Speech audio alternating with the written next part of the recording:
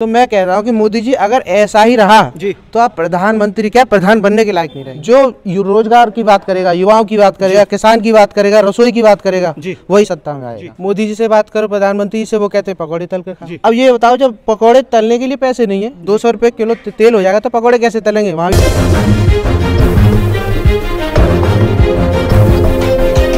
मैं इस वक्त मौजूद हूं आनंद पुस्तकालय के बाहर। मेरे साथ कुछ युवा साथी यहां पे मौजूद हैं। मैं उनसे जानने की कोशिश करूंगा। अभी मेरी कुछ समय पहले बीपी गौतम जी से बात हो रही थी। उन्होंने विस्तार पूर्वक बताया जो आगरा में जो एट्रोसिटी हुई वाल्मीकि समाज पर, उसके लेकर उन्होंने तमाम जानकारी दी कि जो प्रशासन है, जो प्रशासन की भूमिका है और जो पुलिस प्रशासन पर जो आरोप लग रहे, 11 लोग निलंबित भी हैं, उसके लेकर तमाम मेरी बातें हुई थी। अब मैं जानने की यहाँ पे युवाओं से कोशिश करूंगा जो प्रदेश के इस वक्त हालात हैं, चाहे वो रोजगार को लेकर हो, स्वास्थ्य सेवाओं से लेकर हो, उनसे मैं जानने की कोशिश करूंगा क्या हालात हैं और 2022 के जैसे चुनाव नजदीक है तो इन पर कितना असर पड़ेगा, किन चीजों का। जी क्या नाम है आपका सर? सर मेरा नाम आनंद प्रिय गौतम हूँ जी, और मैं यहाँ पर कंपटीशन की तैयारी कर रहा हूँ जी काफ़ी समय से। और बहुत सारे यहाँ युवा हैं, वो काफ़ी दूर दूर से गाँव से आते हैं, आसपास के क्षेत्र से आते हैं तैयारी करने के लिए। जी आनंद जी, मैं आपसे समझना चाहूँगा, आप एज ए युवा, 2022 के चुनाव नज़दीक हैं, कुछ समय बाद ही चुनाव होने हैं प्रदेश में। तमाम जो घटनाएं हो रही है, आप सिलसिलावार तरीके से देख लीजिए। यूपी में अभी कुछ समय पहले किसानों को रौंद दिया जाता है, उससे पहले बहन मनीषा वाल्मीकि थी, उसका रेप करके उन्हें जला दिया जाता है बर्बरतापूर्वक। अब आगरे की घटना कि आगरा में अरुण वाल्मीकि को पुलिस कस्टडी में मार दिया जाता है। ये सब चीज़ें कितना फ़र्क डाल सकती है आने वाले चुनाव पे, भाजपा सरकार पे?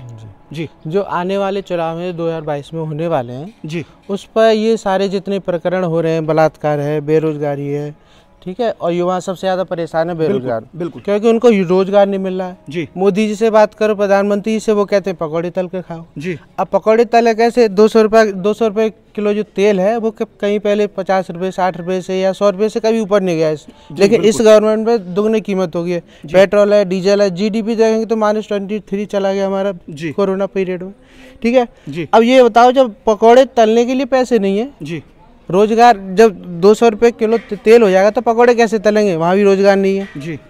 और जो हमारे सबसे ज़्यादा जो गरीबी है इस समय यूपी में है।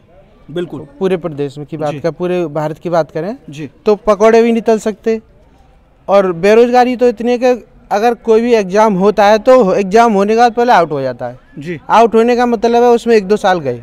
1-2 साल मैंने कि जो युवा है, जो लास्ट दहलीज पर खड़ा हुआ है स्टूडेंट तैयारी के लिए, वो एज क्रॉस कर गया। कोरोना काल में कितना प्रभावित हुआ था युवा, चाहे वो पढ़ाई संबंधी, चाहे वो किसी कंपटीशन की तैयारी, कितना प्रभावित हुआ था? और क्या लगता है आपको, प्रदेश सरकार इस पर कितना ध्यान दे रही है शिक्षा व्यवस्था पे? हमारी शिक्षा व्यवस्था की आप GDP बात करें तो 1.5% खर्च करती है अपनी शिक्षा के ऊपर, ठीक है, जो कि अन्य विदेशी कंट्री अमेरिका है या जो भी है, जो 16 से 17 के बीच अपनी GDP का खर्च करती है एजुकेशन पर। लेकिन हमारे भारत में सबसे कम GDP का खर्च होता है एजुकेशन में, जिसके कारण कोरोना पीरियड में देखेंगे कोई भी एग्जाम नहीं हुआ, बच्चे तैयारी कर रहे हैं, एग्जाम होता है तो कोरोना का बहाना ला के वो कैंसिल कर दिया जाता है। तो बच्चों की एज बढ़ रही है ना, किसी का लास्ट अटेम्प्ट बचा है किसी में तो वो तो बेकार हो गया। और आपसे बात करें तो आप करें पकौड़ा तलना भी एक रोजगार है, तो आप अपने बच्चों को पकौड़े तलवाइए ना। उनको IAS की तैयारी क्यों कराते, PCS की तैयारी क्यों कराते, उन्हें पकौड़ा तलवाइए। यानी फिर पकौड़ा तलना तो मतलब बिना पढ़ा लिखा भी कर सकता है, फिर पढ़ने की क्या जरूरत है? आप प्रधानमंत्री मोदी जी के बारे में ही मैं आपसे पूछना चाहूँगा। देश के सबसे बड़े लोकप्रिय नेता उन्हें कहा जाता है।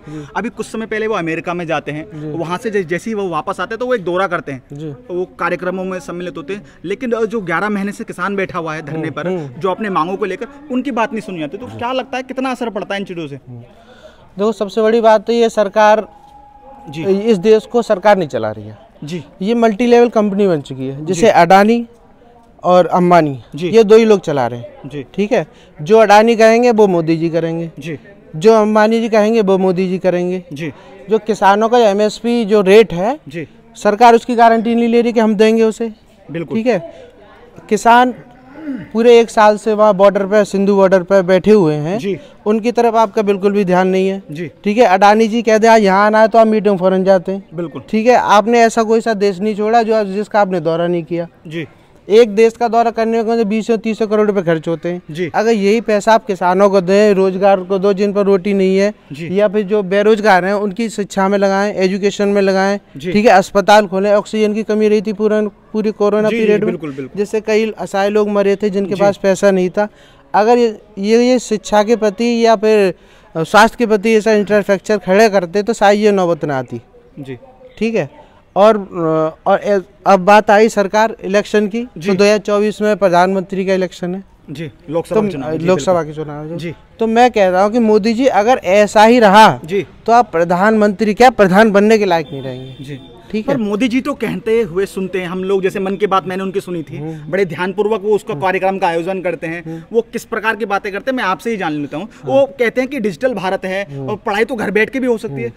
क्या चीज पे इशारा करता है ये सब चीज? मन की बात वो अपने मन की बात करते हैं ना जी। इन लोगों की बात करें ना जी, किसानों की बात करें ना जी, स्टूडेंट की मन की बात करें ना, महिलाओं की बात करें ना, रसोई में देख ली 1000 रुपये का सिलेंडर है जो कभी 400-500 रुपये क्या हुआ करता था, उसमें भी आपने सब्सिडी बंद कर दी। बिल्कुल ठीक है।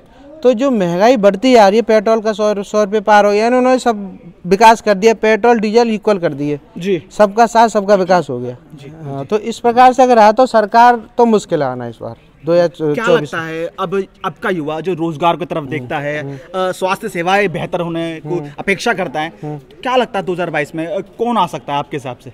2022 की बात करूं मैं तो जो अच्छा कार्य करेगा, चाहे वो कोई हो, चाहे बीएसपी हो, चाहे सपा हो, चाहे कांग्रेस हो या बीजेपी हो, जो रोजगार की बात करेगा, युवाओं की बात करेगा, किसान की बात करेगा, रसोई की बात करेगा, वही सत्ता में आएगा और भ्रष्टाचार की बात करेगा। तो अगर आपको पसंद आया हो तो इसे लाइक करें, कमेंट करें, शेयर करें और हाँ, हमारे चैनल को सब्सक्राइब करना ना भूलें ताकि देश विदेश से जुड़ी खबरें आप मिस ना करें, क्योंकि कोरोना काल में 2 गज दूरी, मास्क है जरूरी।